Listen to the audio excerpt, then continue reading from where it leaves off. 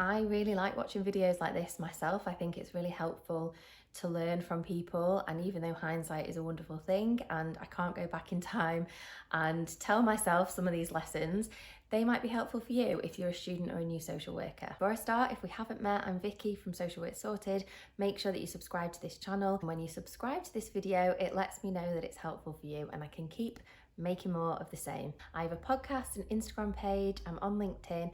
All the information is in the show notes of this video, so you can go and follow me after. So, number one, there is more to life than child protection.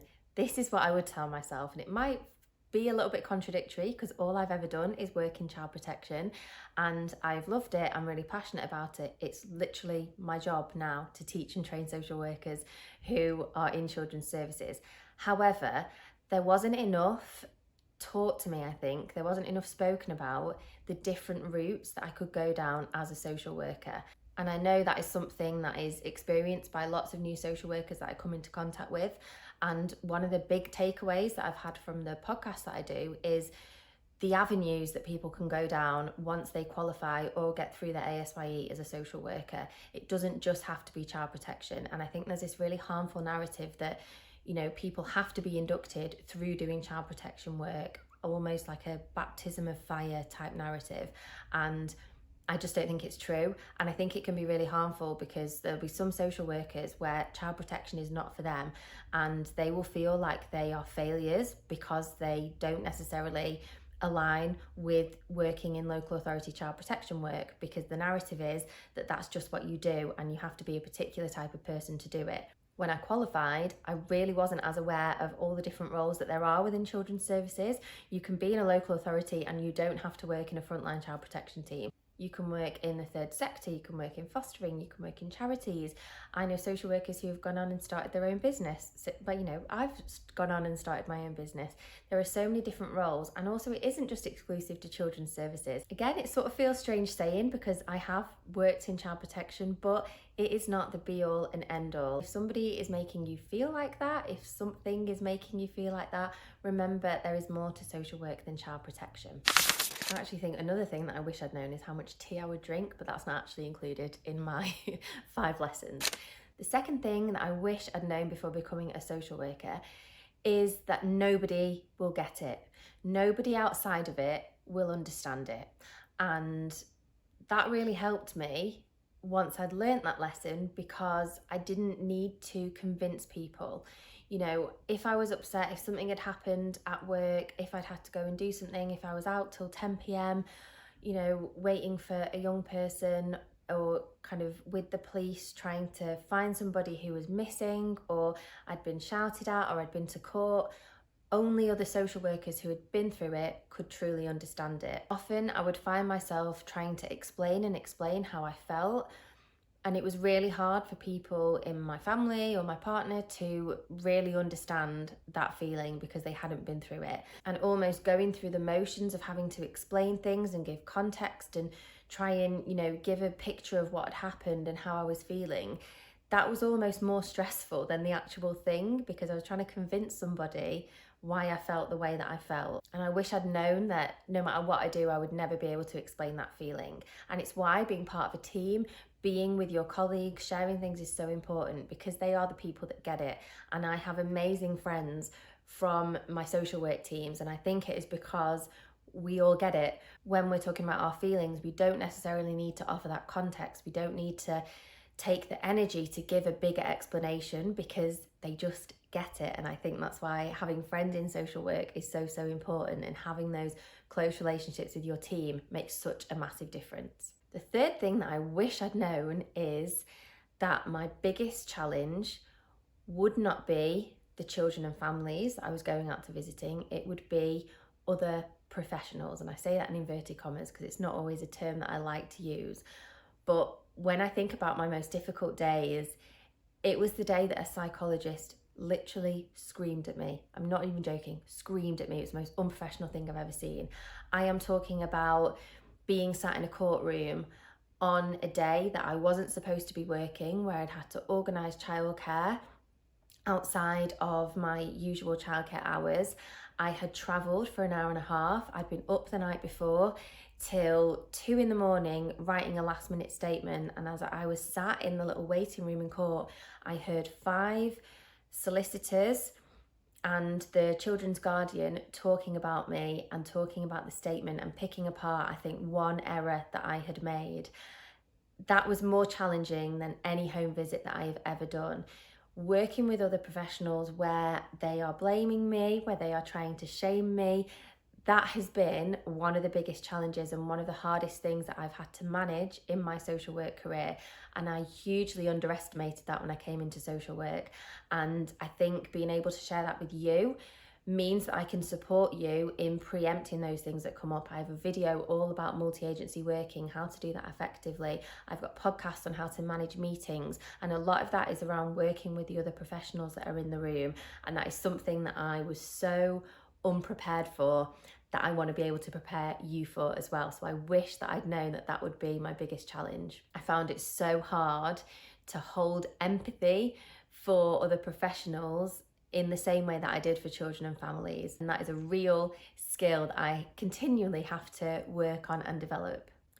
Number 4, the thing that I wish I'd known before becoming a social worker is how much being a parent would change me. And this is quite a personal one. And I know that sometimes the topic of parenting can be really difficult for people to hear about in a social work workforce. There are issues around fertility struggles and baby loss and things that aren't spoken about as much. So you can skip this one to number 5 if it is hard for you to hear or to watch. But for me, I always knew that becoming a parent would change me as a person, and I knew it would change how I practiced in social work, but I had no idea the extent of it. I think I was quite naive about how significant a change it would be. And interestingly, it increased my empathy for both parents and children in a way that I didn't imagine. I think when I truly reflect on it, I just massively underestimated how hard it is being a parent. And when I look back on some of the assessments that I did on some of the families that I worked with, when I thought at the time that I was holding empathy, I actually don't think that I was.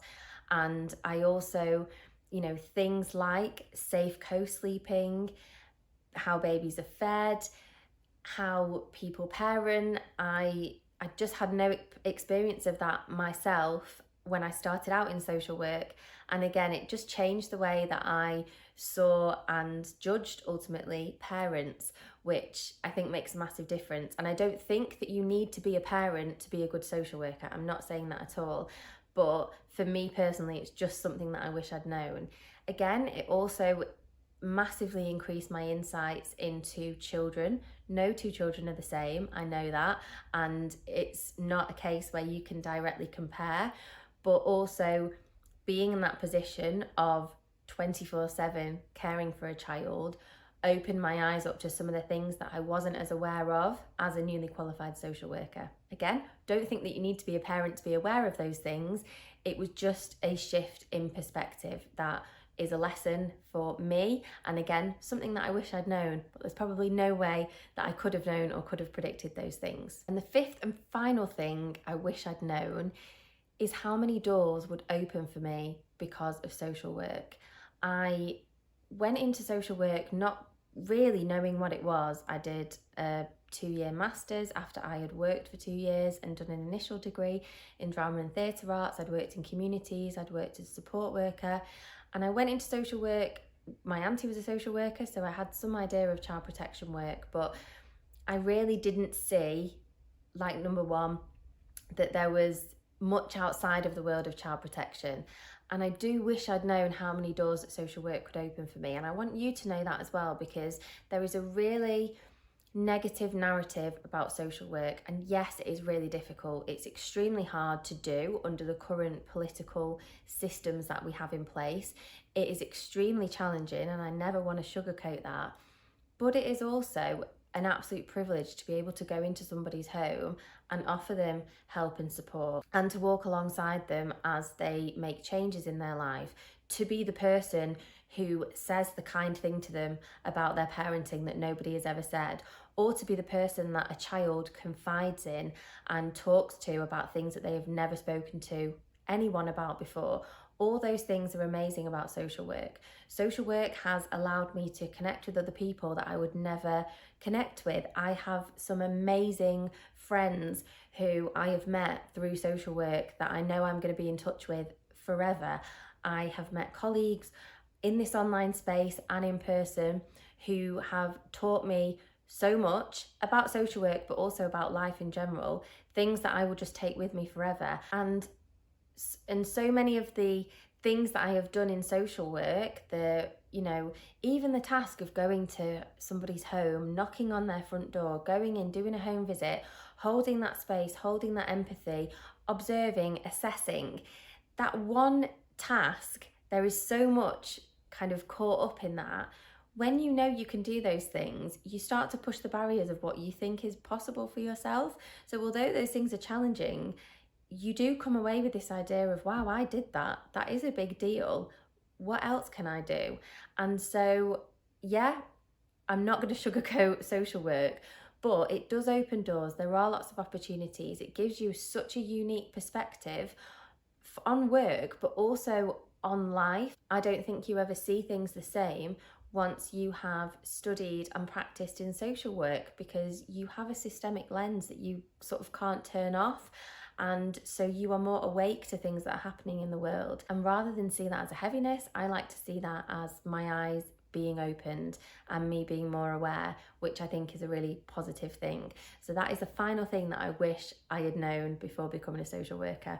Luckily, I know it now, and I would be really, really interested if you want to share in the comments the things that you wish that you'd known, either when you were starting out in your study or starting out at your ASYE, or if you're watching this and you're an experienced social worker, the things that you wish you'd known as well. Make sure that you subscribe to this channel for more. I will link all the ways that you can get in touch with me in the show notes, and I'll see you soon for my next video. Thank you so much for watching.